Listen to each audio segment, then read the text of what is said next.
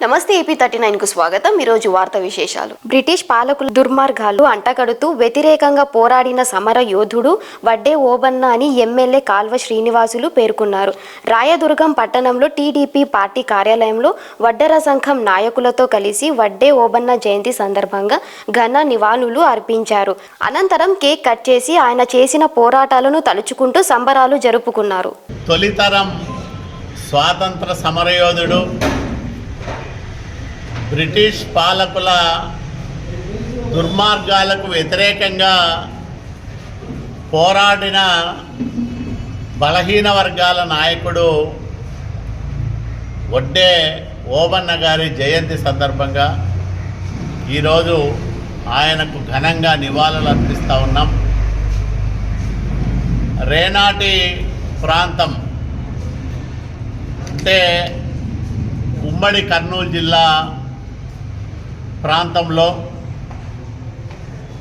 అప్పటి బ్రిటిష్ పాలకులకు వ్యతిరేకంగా పోరాడిన ఉయ్యాలవాడ నరసింహారెడ్డికి తోడుగా సైన్యాధ్యక్షుడిగా పోరాట వీరుడిగా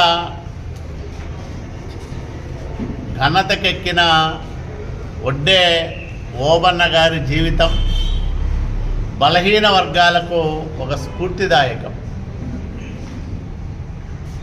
మరుగునబడిన అనేక మంది వీరులను ఈ సమాజానికి పరిచయం చేయాలి, వాళ్ళ స్ఫూర్తితో ఆయా సామాజిక వర్గాలు మరింత ముందడుగు వేయాలనే తలంపుతో ఎన్డీఏ ప్రభుత్వం ముఖ్యమంత్రి నారా చంద్రబాబు నాయుడు గారి నాయకత్వంలో వడ్డే ఓబన్న గారి జయంతిని అధికారికంగా మొట్టమొదటిసారిగా ఆంధ్రప్రదేశ్ రాష్ట్రంలో ఈరోజు నిర్వహించుకోవడం చాలా సంతోషదాయకం।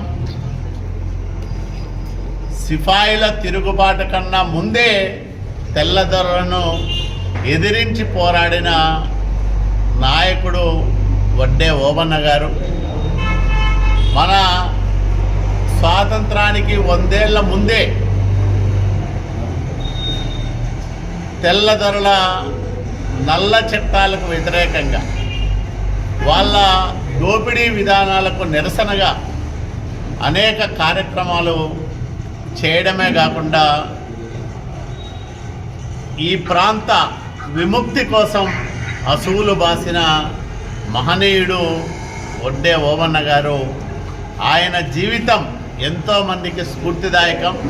అట్లాంటి మహనీయుణ్ణి స్మరించుకోవడం వడ్డేర్ల సోదరులందరూ కూడా ఈరోజు చాలా ఉత్సాహంగా తెలుగుదేశం జాతీయ అధ్యక్షుడు ముఖ్యమంత్రి నారా చంద్రబాబు నాయుడు గారి నాయకత్వంలో ఈ రాష్ట్రంలో మాకు కూడా ఒక గుర్తింపు గౌరవం వచ్చాయని ఈరోజు ఆనందంగా వాళ్ళందరూ కూడా అధికారికంగా జరుగుతున్న వడ్డే ఓబన్న గారి జయంతి కార్యక్రమాల్లో పాల్గొంటూ ఉన్నారు।